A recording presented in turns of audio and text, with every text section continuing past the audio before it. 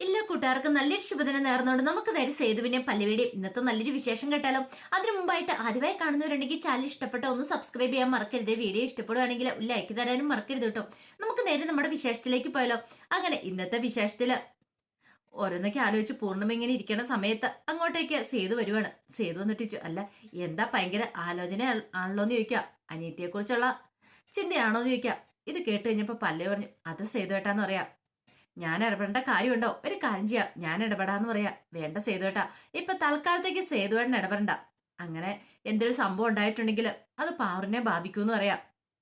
എനിക്ക് ആ ഇന്ദ്രനെ കുറിച്ച് ഓർത്തിട്ടാ ടെൻഷൻ. അവൻ എന്ത് കുതന്ത്രം പ്രയോഗിക്കാൻ മടിയില്ലാത്തവനാ. എന്റെ പാറുവിനെ തകർക്കാൻ വേണ്ടിട്ട് അവൻ എന്തെങ്കിലും ചെയ്യുവോ എന്നൊരു ചിന്ത എന്റെ മനസ്സിലുണ്ടെന്ന് പറയാം. ഒരു കാര്യം ചെയ്യാം, അത്രയ്ക്ക് പേടിയാ പല്ലവിക്കെങ്കില് ഞാൻ ഇടപെടാം. അവന്റെ കാര്യത്തിൽ നമുക്കൊരു തീരുമാനം ഉണ്ടാക്കാന്ന് പറയാം. വേണ്ട, ഞാൻ ആദ്യം ഇടപെടാം. എന്നെ കൊണ്ട് സാധിക്കാതെ വന്നാൽ മാത്രം സേതുവേട്ടൻ ഇടപെട്ടാൽ മതി എന്ന് പറയാം. ശരി, അങ്ങനെയാണെങ്കിലും ഓക്കെ, അങ്ങനെ ആയിക്കോട്ടെ എന്ന് പറയാം. അല്ല, കിടന്നുറങ്ങാറായില്ലേ? എനിക്ക് കുറച്ചുകൂടെ കഴിഞ്ഞിട്ടേ കിടന്നുറങ്ങുന്നുള്ളൂ. എനിക്ക് കുറച്ച് ജോലിയും കൂടെ ബാക്കിയുണ്ട്. ഇത് തീർക്കാതെ കിടന്നുറങ്ങിയിട്ടുണ്ടെങ്കിലേ ശരിയാവത്തില്ല എന്ന് പറയാം. ശരി ശരി, എങ്കിലായിക്കോട്ടെ എന്നും പറഞ്ഞിട്ട് സേതു അങ്ങോട്ടേക്ക് കയറി പോവാണ്. പിന്നീട് ഋതു ഹാളിന്റെ കണക്കുകളൊക്കെ നോക്കിക്കൊണ്ടിരിക്കുന്ന സമയത്താണ് അങ്ങോട്ടേക്ക് അച്ചു വരുന്നത്. അച്ചു വന്നിട്ട് ചോദിച്ചു, ശ്രീഹരിയെ കണ്ടോന്ന് ചോദിക്കണേ. കരിയായോ? ഏത് കരിയെ? ഓ, നിന്റെ ആ ഭർത്താവ് കോന്തനാ. ഓ, ഞാൻ അയാളെയും കണ്ടില്ല എന്ന് പറയാം. ഇത് കേട്ടപ്പോ അച്ചു ഒന്നും മിണ്ടിയില്ല. അല്ല, അയാളെ ചിലപ്പോ വല്ല ഓട്ടോ പോയേക്കണം. ടാക്സി ഡ്രൈവർ അല്ലേ, രാത്രി ഇരുന്നോ പകലോ ഒന്നും ഇല്ലല്ലോ എന്ന് പറയണം. ഇത് കേട്ടതും അച്ചു പുറത്തേക്ക് അങ്ങോട്ട് ഇറങ്ങി വരുവാണ്. അങ്ങനെ ഇറങ്ങി വന്നപ്പോഴത്തേനുമാണ് ഓട്ടോറിക്ഷ അങ്ങോട്ട് വന്നിരിക്കുന്നത്. ഓട്ടോറിക്ഷക്കകത്തുനിന്ന് ശ്രീഹരി ഇറങ്ങുവാണ്. ശ്രീഹരി അവിടെ പോയതായിരുന്നു. ഞാൻ എത്ര സമയം മുമ്പ് വിളിച്ചാ എവിടെയായിരുന്നു ചോദിക്കണം. അത് പിന്നെ എനിക്കൊരു ഓട്ടോ ഉണ്ടായിരുന്നു പറയാം. ശരി ശരി, അതെ, ഒന്ന് കണ്ണടയ്ക്കാൻ പറയാണ്. കണ്ണടയ്ക്കാൻ എന്തിന്? കണ്ണടച്ചിട്ട് അങ്ങോട്ട് തിരിഞ്ഞു വയ്ക്കാൻ പറയാണ്. കാര്യം എന്താന്ന് പറ, കാര്യമൊക്കെ ഞാൻ പറയാം എന്ന് പറയാണ്. അങ്ങനെ അവസാനം ശ്രീഹരി കണ്ണടച്ചു. കണ്ണടച്ച് തിരിഞ്ഞു നിന്ന് കഴിയുമ്പോഴത്തേനും അച്ചു എന്ത് ചെയ്യാണ്, ആ ഓട്ടോറിക്ഷ പോയി അച്ചു എന്നുള്ള പേരങ്ങോട്ട് ഒട്ടിക്കുകയാണ്. പിന്നീട് ശ്രീഹരിയോട് ഇനി കണ്ണു തുറന്നാളാൻ പറയാണ്. അതിനുശേഷം പറഞ്ഞ് ആ ഓട്ടോറിക്ഷയിലേക്ക് നോക്കാൻ പറഞ്ഞപ്പോഴത്തേനും ശ്രീഹരി നോക്കി കഴിഞ്ഞപ്പോ അച്ചു എന്ന് കണ്ടു. അച്ചു എന്നുള്ള പേരാ, എന്താ ഇഷ്ടപ്പെട്ടില്ലേന്ന് ചോദിക്കും. ഇനി മുതലേ ശ്രീഹരിയുടെ ഓട്ടോയിൽ ഈ പേരായിരിക്കും. എല്ലാവരും അവരവർക്ക് ഇഷ്ടപ്പെട്ട പേരൊക്കെ ഓട്ടോറിക്ഷയിൽ എഴുതൂലേ, അപ്പൊ അതുപോലെ ഇനിയിപ്പം നാളെ മുതൽ ശ്രീഹരിനെ എല്ലാരും ശ്രീഹരി എന്നല്ല വിളിക്കുന്നേ. ഓട്ടം വിളിക്കാൻ നേരത്ത് അതെ ഒരു ഓട്ടം വരാവോ അച്ചു എന്നാ പറയുള്ളൂ എന്ന് പറയണേ. അങ്ങനെയാ, എന്താ കുഴപ്പം? അപ്പൊ ഇനിയിപ്പൊ ശ്രീഹരി എപ്പോഴും എന്നെ ഓർക്കും അച്ചു എന്നുള്ള പേര് കേട്ട് കഴിയുമ്പം. എന്നെക്കാളും കൂടുതലായിട്ട് ഇനിയിപ്പം ആൾക്കാർ ആ പേര് ഉപയോഗിക്കാൻ തുടങ്ങുമ്പോൾ ശ്രീഹരിയുടെ മനസ്സിലേക്ക് എപ്പോഴും ഞാൻ ഇങ്ങനെ വന്നോണ്ടിരിക്കും. എങ്ങനെയുണ്ട് എന്റെ ഐഡിയ എന്ന് പറയും. കൊള്ളാം കൊള്ളാന്ന് പറയണേ. അതെ, നമുക്കൊന്ന് പുറത്തു പോയല്ലെന്ന് ചോദിക്കും. ഈ സമയത്താ? അതെന്താ ഈ സമയത്ത് കുഴപ്പം? നൈറ്റ് ട്രാവല് ഏറ്റവും നല്ലത്. നമുക്കൊന്ന് പുറത്തു പോകാന്ന് പറയാം. ശ്രീഹരിക്ക് എന്തോ ഒരു ബുദ്ധിമുട്ട്. എന്തിനാ? ഞാൻ കൂടെ ഉള്ളതുകൊണ്ടാണെന്ന് ചോദിക്കും. അതല്ല, അങ്ങനെയല്ല, പിന്നെന്താ കുഴപ്പം? ഞാനൊന്ന് പറഞ്ഞിട്ട് വരാം എന്നും പറഞ്ഞുകൊണ്ട് അച്ചു നേരെ അകത്തേക്ക് കയറി വരുവാണ്. ആ സമയം ഋതുവോടെ ഇരിക്കുന്നുണ്ടായിരുന്നു. ഋതുവിനോട് പറഞ്ഞു, അതെ ഞാൻ ശ്രീഹരിയും കൂടെ പുറത്തു പോവാന്ന് പറയണം. പുറത്തോ? ഈ സമയത്തോ? ഈ സമയത്തിന് എന്താ കുഴപ്പം? എപ്പോഴാ വരണേ? ചിലപ്പോ ഇച്ചിരിയും വരും, ചിലപ്പോ കുറെ രാത്രിയാന്ന് പറയാം. കഥവ് കുറ്റിയിരണ്ട, ലോക്ക് ചെയ്യാതെ ഇട്ടാ മതി എന്ന് പറയണം. ഇനി രാത്രി വന്ന് നിങ്ങളെ വിളിച്ചുണർത്തണ്ടല്ലോ. അല്ല, ഇനിയിപ്പൊ ചിലപ്പോ വന്നില്ല എന്നും വരും, എന്നാലും കുഴപ്പമൊന്നുമില്ലോ എന്നും പറഞ്ഞിട്ട് സന്തോഷത്തോടുകൂടി അച്ഛൻ അങ്ങോട്ട് പോകണം. ആ പോക്ക് കണ്ടു കഴിഞ്ഞപ്പോഴത്തേനും ഋതുവിന് സഹിച്ചില്ല. ഋതു ഇങ്ങനെ നോക്കുകയാണെന്ന്, ഇവളെ കുട്ടൊരു പണി കൊടുക്കണമല്ലോ എന്നുള്ള രീതിയിൽ. പിന്നീട് ശ്രീഹരി അച്ഛനും കൂടെ രാത്രി ഓട്ടോയ്ക്ക് പോവാണ്. ആ സമയത്ത് അച്ചു ചോദിച്ചു, അല്ല ഞാൻ ഫ്രണ്ടിൽ വന്നിരിക്കട്ടെ എന്ന് ചോദിക്കും. ഫ്രണ്ടിലോ? വേണ്ട വേണ്ട, ഇപ്പൊ വേണ്ടാന്ന് പറയാണ്. എനിക്കറിയാം. ശ്രീഹരി പറഞ്ഞു, അതെ ഫ്രണ്ടിൽ വന്നിരുന്നാ എനിക്ക് ബാലൻസ് കിട്ടില്ല എന്ന് പറയണം. ഓ, ബാലൻസ് കിട്ടില്ല, ഓട്ടോയുടെ ആണോ അതോ ശ്രീഹരിയുടെ ആണോ എന്ന് ചോദിക്കാം. ശ്രീഹരി ഒന്നും മിണ്ടിയില്ല. എനിക്കറിയാം ശ്രീഹരി, പേടിക്കൊന്നും വേണ്ട, അധികം വൈകാതെ ഉണ്ടോ ഞാൻ ഫ്രണ്ടിലിരുന്ന് ഓട്ടോ ഓടിക്കുമെന്ന് പറയാം. അത് പിന്നെ അച്ഛന് ബുദ്ധിമുട്ടില്ല എൻ്റെ കൂടെ ഇങ്ങനെ ഓട്ടോറിക്ഷ വരാനായിട്ട്? ബുദ്ധിമുട്ട് എന്തിന്? അല്ല, നിങ്ങളൊക്കെ വലിയ കാറിനല്ലേ പോയിക്കൊണ്ടിരുന്നേ. ഓ, അതാണോ കാര്യം? എന്റെ അച്ഛനെ ഞങ്ങളെ സാധാരണക്കാരായിട്ടാ ഞങ്ങളെ വളർത്തിക്കൊണ്ടെന്നറിയാവോ? ഈ പടത്തിന്റെ സ്വാഭാവിക കുഴപ്പങ്ങളൊന്നും ഇല്ലാതെ അതിനകത്തൊന്നും പെട്ടുലയ്ക്കാതെ ഞങ്ങളെ വളർത്തി കൊണ്ടുവന്നേ. അതുകൊണ്ട് എല്ലാ രീതികളും എനിക്ക് ഓക്കെയാന്ന് പറയണം. ഇപ്പൊ കാറാണെങ്കിലും കൊള്ളാം, ഓട്ടോറിക്ഷ ആണെങ്കിലും കൊള്ളാം, പ്ലെയിൻ ആണെങ്കിലും കൊള്ളാം, എന്ത് യാത്ര ചെയ്താലും എനിക്ക് കുഴപ്പമൊന്നുമില്ല. അതുകൊണ്ട് ആ കാര്യത്തിലൊരു പേടിയും വേണ്ടാന്ന് പറയണം. ഇത് കേട്ട് കഴിഞ്ഞപ്പോഴത്തേനും പെട്ടെന്ന് തന്നെ ഒരു നിമിഷം ഒന്ന് ആലോചിച്ചു ശ്രീഹരി. അപ്പൊ ശ്രീഹരി മിണ്ടായിരുന്നു കഴിഞ്ഞപ്പോഴത്തേനും അച്ചു പറഞ്ഞു എന്താ മിണ്ടാത്തെ ഒന്നുമില്ല എന്ന് പറയാ. ശ്രീഹരിക്ക് അറിയാവോ, ഞങ്ങളുടെ ജീവിതം അങ്ങനെയായിരുന്നു. ശ്രീഹരി ഉദ്ദേശിക്കുന്ന പോലെ വലിയ പണക്കൊഴുപ്പ് ജീവിച്ചൊന്നുമല്ല. അപ്പൊ ശ്രീഹരിയുടെ മനസ്സിലൊരു വിചാരമുണ്ട്, ഞങ്ങൾ വലിയ ആൾക്കാരാണല്ലോ, അപ്പൊ ആ രീതിയിലാണല്ലോ എന്നൊക്കെ. അതുകൊണ്ടല്ലേ ശ്രീഹരിക്ക് എന്നോട് അടുക്കാനായിട്ട് ഇത്ര ബുദ്ധിമുട്ട്. എനിക്കത് മനസ്സിലാവുന്നുണ്ടെന്ന് പറയാം. ശ്രീഹരി പറഞ്ഞു അങ്ങനൊന്നുമില്ല, പിന്നെ അങ്ങനൊന്നുമില്ല, എന്നിട്ടാണോ എന്നോട് ഈ ഒരു അകൽച്ച കാണിക്കണേ എന്നൊക്കെ പറയാണ്. ഇത് പറഞ്ഞു കഴിഞ്ഞിട്ട് അച്ചു ഒന്ന് ചിരിച്ചു കഴിയുമ്പോൾ ശ്രീഹരി പറഞ്ഞു വേണ്ട വേണ്ട എന്നൊക്കെ പറഞ്ഞിട്ട് ശ്രീഹരി ഇരിക്കുകയാണ്.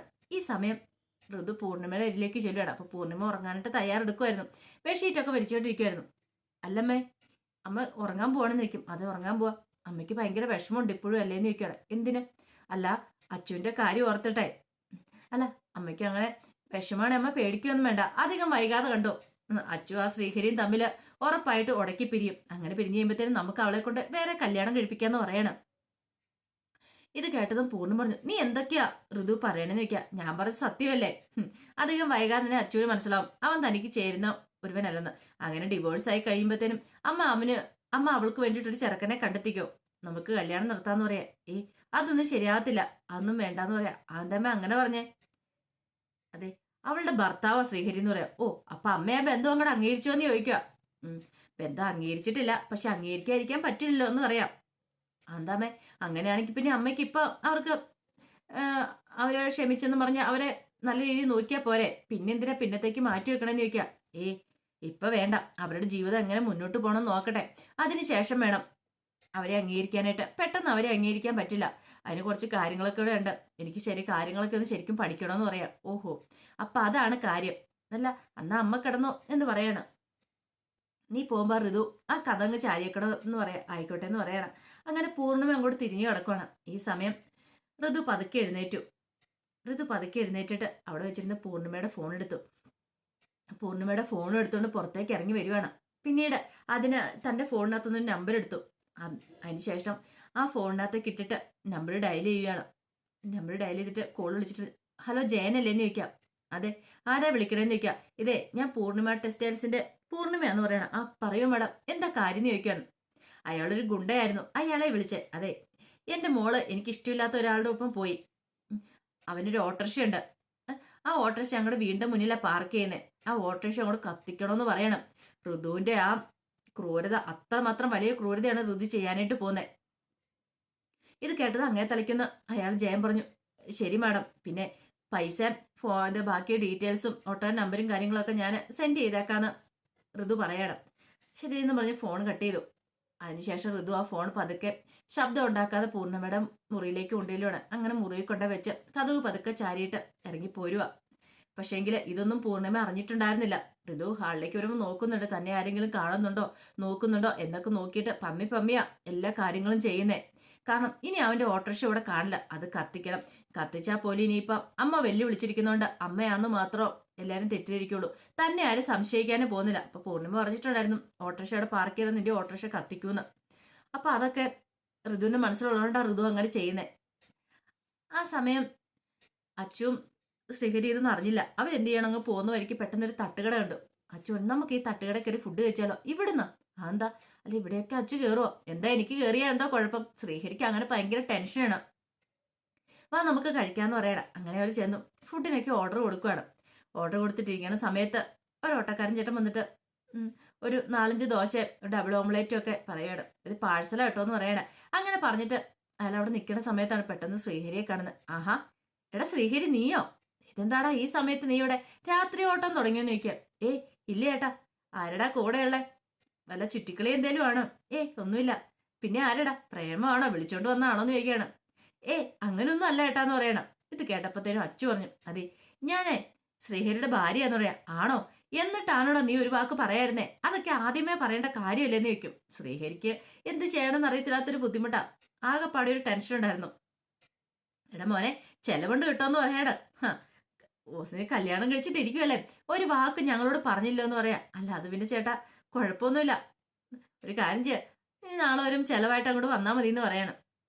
പിന്നെ തട്ടുകടക്കാരനോട് പറഞ്ഞു അതെ, ഫുഡ് പാഴ്സലായിട്ട് എടുത്ത് വെച്ചാലേ, ഞാൻ കുറച്ചേയും വന്നേക്കാന്ന് പറഞ്ഞുകൊണ്ട് അയാൾ അങ്ങോട്ടേക്ക് പോവാണ്. ഈ സമയം ശ്രീഹരിയുടെ അച്ചു ചോദിച്ചു എന്താ ശ്രീഹരി ഇത്? ശ്രീഹരിക്ക് പറയാൻ മേലായിരുന്നോ ഞാൻ ശ്രീഹരിയുടെ ഭാര്യ എന്നുള്ള കാര്യം ശ്രീഹരി എന്താ പറയാത്തതെന്ന് ചോദിക്കണം. അല്ല അത് പിന്നെ ഞാനോ, ഓ ശ്രീഹരിക്ക് നീ ഇപ്പൊ ചമ്പലാണോ ഞാൻ ഭാര്യ എന്ന് പറയാനായിട്ട്? അതൊന്നും അല്ല അച്ചു, പെട്ടെന്ന് അങ്ങനെ ചോദിച്ചു കഴിഞ്ഞപ്പോഴത്തേനും എനിക്ക് എന്തോ ഒരു വെപ്രാളം, അതുകൊണ്ടാ. അതിനിപ്പോ എന്താ വെപ്രാളപ്പെടുന്നേ? ഞാൻ ശ്രീഹരിയുടെ ഭാര്യ ആയിട്ടിരിക്കുന്നിടത്തോളം കാലം ശ്രീഹരിക്ക് അങ്ങനെ പറഞ്ഞാൽ എന്താ കുഴപ്പം? ഉം. എന്തുകൊണ്ട് എന്നെ പ്രശ്നം ഉണ്ടോന്നൊക്കെ ചോദിക്കുകയാണ്. ഇത് കേട്ടത് ശ്രീഹരി ഒന്നും മിണ്ടിയില്ല, മിണ്ടായിരിക്കണം. പിന്നീട് അവരെന്ത് ചെയ്യണം, രാത്രി കടപ്പുറത്തിന്റെ അങ്ങോട്ടേക്ക് പോവാണ്. അവിടെ പോയിട്ട് അച്ഛന് ഭയങ്കര സന്തോഷമാണ്. അവിടെ പോയിട്ട് ഇങ്ങനെ വെള്ളത്തിലൊക്കെ ചാടി കളിക്കുക. ഈ സമയത്ത് ശ്രീഹരി പറഞ്ഞു, നമുക്ക് പോയാലോ എന്ന് ചോദിക്കുക. ഇപ്പൊ പോവാനോ? ഇച്ചിരി കഴിഞ്ഞിട്ട് പോവാന്ന് പറയണ. അങ്ങനെ അച്ഛൻ അവിടെ കിടന്നിട്ട് കളിച്ചിട്ട് ഓടി വരും, പിന്നെ ഓടും. തിര വന്ന് കഴിയുമ്പോഴത്തേനും അങ്ങനെ കളിച്ചോണ്ടിരിക്കുകയാണ്. കുറെ സമയം കഴിഞ്ഞപ്പോൾ ശ്രീഹരി പറഞ്ഞു, കുറെ സമയമായി. അപ്പോഴേക്കും അച്ഛൻ പറഞ്ഞു, നമുക്ക് ഇന്ന് ഇവിടെ ചെലവഴിച്ചാലോ ചോദിക്കുക. ഇവിടെയാ? അതിനെന്താ കുഴപ്പമിരിക്കണേ, നമുക്ക് ഇവിടെ ചെലവഴിക്കാൻ വീട്ടിൽ പോകണ്ടെന്ന് പറയണേ. അത് പറ്റില്ല, ചെല്ലാതിരുന്നിട്ടുണ്ടെങ്കിലേ പൂർണ്ണിമയൊക്കെ അന്വേഷിക്കും, ആകെപ്പാടെ അവർക്ക് വിഷമാവില്ലേന്ന് ചോദിക്കാം. ഇത് കേട്ട് കഴിഞ്ഞപ്പോഴത്തേനും അച്ഛൻ പറഞ്ഞു, അത് ശരിയാ ശ്രീഹരി പറഞ്ഞേ. അമ്മ ഇപ്പൊ ഇങ്ങനെ പുറമെ ഇങ്ങനെ കാണിച്ചാലും അമ്മയ്ക്ക് ഭയങ്കര സ്നേഹമാണ് എന്നോട്. ഇപ്പോഴത്തെ ഈ ദേഷ്യവും പരിഭവമൊക്കെ മാറൂന്നേ. ശ്രീഹരിനെ അമ്മ അംഗീകരിക്കുന്ന ഒരു ദിവസം വരും, അതിനായിട്ട് നമുക്ക് കാത്തിരിക്കാം. അധികം വൈകാതെ അത് ഉണ്ടാവും പറയാ. ശ്രീഹരി പറഞ്ഞു, അല്ല അത് പിന്നെ ശ്രീഹരിക്ക് എന്തെങ്കിലും ബുദ്ധിമുട്ടുണ്ടോ? എനിക്കറിയാം ശ്രീഹരിക്ക് എന്നോട് ഇപ്പം ഒരടുപ്പമൊക്കെ ഉണ്ട്, പക്ഷെ അത് പുറത്ത് പ്രകടിപ്പിക്കാൻ ഒരു ബുദ്ധിമുട്ടുണ്ടല്ലേ. സാരമില്ല, അത് ഞാൻ മാറ്റിയെടുത്തോളാം. എങ്ങനെയാ മാറ്റിയെടുക്കണ്ടേ എന്ന് എനിക്കറിയാന്ന് പറയാണ്. എന്നും പറഞ്ഞുകൊണ്ട് ശ്രീഹരിയുടെ നെഞ്ചിലേക്ക് പോയി കെട്ടിപ്പിടിക്കുക. ശ്രീഹരി കെട്ടിപ്പിടിക്കാതെ കൈ ഇങ്ങനെ ഇങ്ങനെ മാറ്റി പിടിച്ചുകൊണ്ടിരിക്കുക. കെട്ടിപ്പിടിക്കണോ വേണ്ടയോ, ആകെപ്പാടൊരു വെപ്രാളോ. അന്താളിപ്പൊക്കെ ആദ്യമായിട്ട് അവരുടെ പെണ്ണിങ്ങനെ വന്ന് കെട്ടിപ്പിടിക്കുന്നത്. അതിൻ്റെതായ ബുദ്ധിമുട്ടുകളും കാര്യങ്ങളൊക്കെ ശ്രീഹരിക്കുണ്ട്. പക്ഷെ എന്ത് ചെയ്യണമെന്ന് അറിയാൻ നിൽക്കുക. അച്ചു ഭയങ്കര സന്തോഷത്തിലുമായിരുന്നു. അപ്പൊ അതിന്റെ വിശേഷങ്ങളൊക്കെ ഒന്ന് കണ്ടേ. ഇനി ഇതിന്റെ ബാക്കി വിശേഷങ്ങളായിട്ട് വൈകുന്നേരം വരാട്ടോ. ഇനിയിപ്പോ നെക്സ്റ്റ് വീക്ക് പ്രമോയായിരിക്കും. ഓട്ടോറിക്ഷ കത്തിക്കുവോ അതോ ഇനിയിപ്പോ ഋതുവിന്റെ പ്ലാനുകളും പദ്ധതികളും ഒക്കെ പൊളിയുവോ, അതിന്റെ വിശേഷങ്ങൾക്കായി നമുക്ക് എല്ലാവർക്കും കാത്തിരിക്കാം. ഒരിക്കൽ കൂടി എല്ലാവർക്കും നല്ലൊരു ദിനം ആശംസിച്ചു നിർത്തുന്നു. നന്ദി.